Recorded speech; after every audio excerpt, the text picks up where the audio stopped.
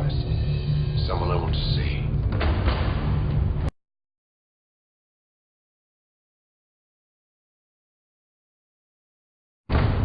Sherlock Holmes.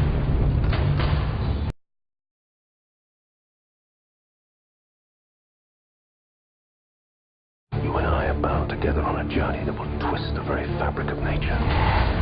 Allow me to enlighten you.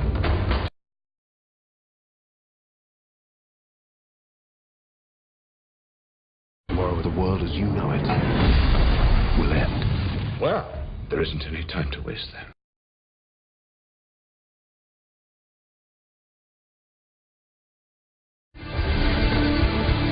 It does make a considerable difference to me having someone with me on whom I can thoroughly rely. Oh, it's nice to see you, Watson.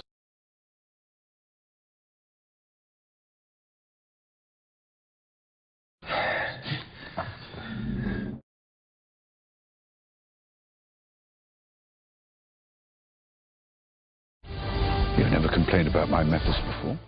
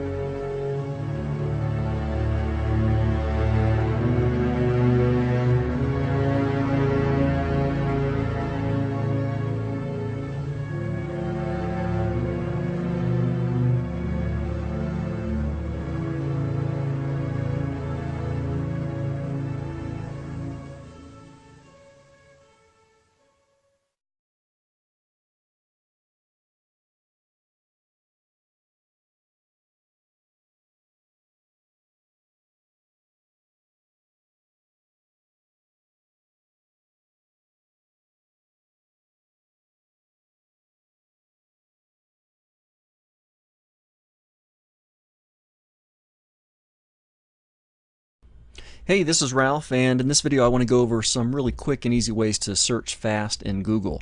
So we're probably already all familiar with just type in the words you want. So I could type in sea turtle, and I'm certainly going to get a bunch of pages about that.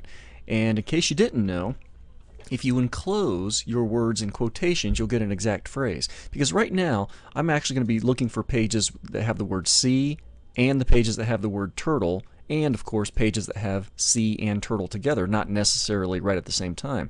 So I'm going to get a much wider range of results. But if I enclose this in quotes, now I'm going to be looking for pages that actually have the word sea and turtle right next to each other, so a little bit more specific to my topic. Now, what if I wanted to focus my search on a particular site? I can do a search for sea turtle in quotes here, and I can focus on, for instance, discovery.com. So notice I'm doing the word site, colon, and then discovery.com. There's no spaces in there. So now I'll be limiting my search to only sites that have discovery.com in their domain. So let's get some results. There we go, news.discovery.com, news, animal.discovery.com, store.discovery.com for the word sea turtle. Now using that same technique, you can also exclude words and sites. So let me go back to a generic search here again. And I see that I'm getting a bunch of information. Let's see, sea turtle, the item World of Warcraft. So let's see, I'm going to get rid of that. So I'm going to exclude with a minus sign the word Warcraft. Okay, and that'll make sure I don't get any Warcraft references in any of my results. And let's see, I see my first results as a Wikipedia page. Maybe for some reason I don't want to use Wikipedia resources. So I can do minus exclude site colon wikipedia.org. There we go. So got the minus sign. Exclude a word or exclude a particular website. Now when I look for my results, Wikipedia will not be part of those results. Let's try another scenario.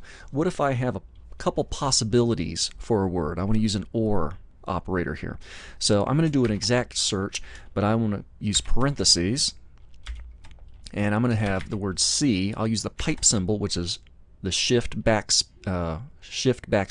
It's the key right above your enter key there.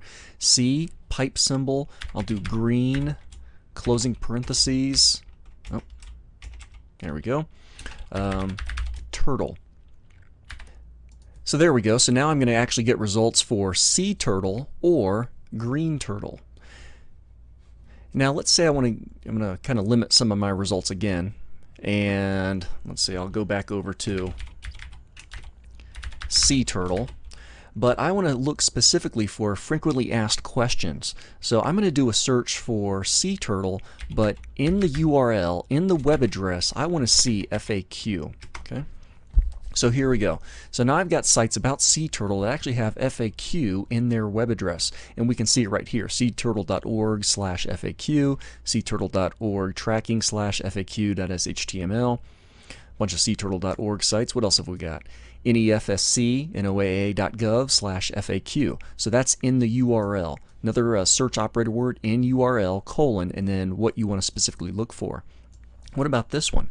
What if I want to go for in title colon the word care? I want to look for websites about sea turtle that are going to have the word care in the title of the page. How to care, how to take care, sea turtles hatching in care, how to care for, pet turtle care. There we go. So these are just some of my favorite search techniques for Google.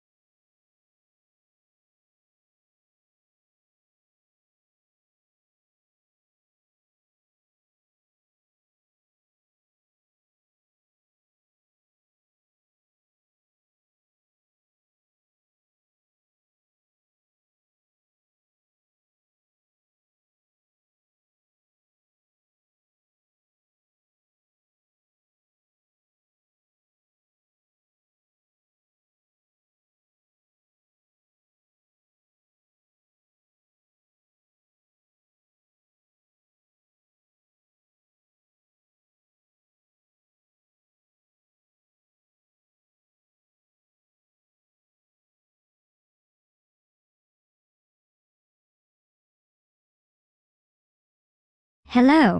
I am primary source. Hi. I'm secondary source. We are here today to help you better understand primary and secondary sources. Like I said, I am primary source. When discussing a historical event, I was there. I saw it happen. I can also be a document or an object that was created during the event or during that time period. Because I saw the event or lived during a particular time period, I can offer an inside view of what happened. I can tell you my personal feelings about what I saw or experienced. I can tell you whether it made me happy, sad, angry, or scared. As a primary source, I can be many things. I can be a diary or a speech. I can be a letter or an autobiography. I can be official records, film footage, or photographs. I can be music, art, pottery, furniture, clothing, or many more things. As a secondary source, I was not at the actual event. I know about the historical event, or that time period, and I can tell you about it, but I did not witness it, or experience it myself. I'm telling you about it secondhand. Because I was not actually at the event, I can offer more than one point of view. I can also analyze and interpret information from primary sources and sometimes make them easier to understand. As a secondary source, I can offer a wide variety of easy-to-find options. I can be textbooks, magazine articles, history books, encyclopedias, and documentaries like you see on the Discovery Channel and the History Channel. I hope this has helped you understand primary and secondary sources. During this school year, you will have opportunities to use both types of sources, and it's important to know the difference between the two. Remember, go Titans! And let's keep it real.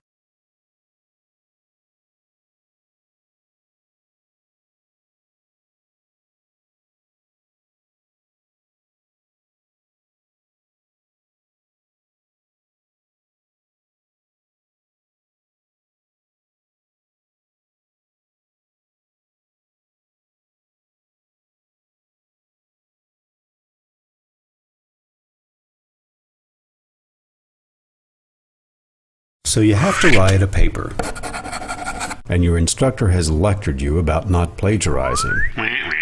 Do you know how to do it? Welcome to Plagiarism, how not to do it. Plagiarism is simply using other people's writing or ideas without giving them credit for it. It is taking the credit yourself. If you copy the entire text from someone else, say from a website or a book, and put it in your paper as your own writing, that clearly is cheating.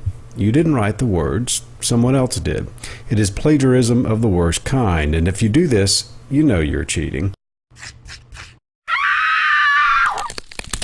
But sometimes people plagiarize without intending to. When you take sections of other people's work and include it in your paper, you must let the reader know which words and ideas are yours and which ones are someone else's. One way to do this is simply to quote your source. You put quotation marks around it or block quote longer sections and say where the quote came from. But you also need to cite the source of material you use in your writing, even if you're not quoting it word for word. For instance, let's say you're writing a paper about the invasion of Normandy during World War II. Because you read that there were somewhere between 130,000 and 156,000 troops in the invasion, you write that there were about 150,000 Allied troops in the landing. While you are not quoting the source where you got this information because you are writing it in your own words, you still need to tell the reader where this information came from. You did not stand there counting troops on D-Day. You got the information from a source, so tell your reader. Depending on the style required, such as APA or MLA, you cite your source in the paragraph where you use the information. The same thing applies to ideas. If you're using someone else's idea, like the invasion of Normandy was one of the most important battles in American history, you should let the reader know where you got that idea. If it is your own conclusion after reading about it and studying it, then you do not need to cite a source because the source is you. It is your idea. Sometimes papers are a combination of other sources and your own ideas. That's okay. Just be sure to cite your sources and you won't be plagiarizing. The only time you do not need to cite other sources is when the information is common knowledge, like George Washington was the first U.S. president. You do not have to find a source for this since it is common knowledge. Who are you calling common? For more detailed help in avoiding plagiarism, see the links below.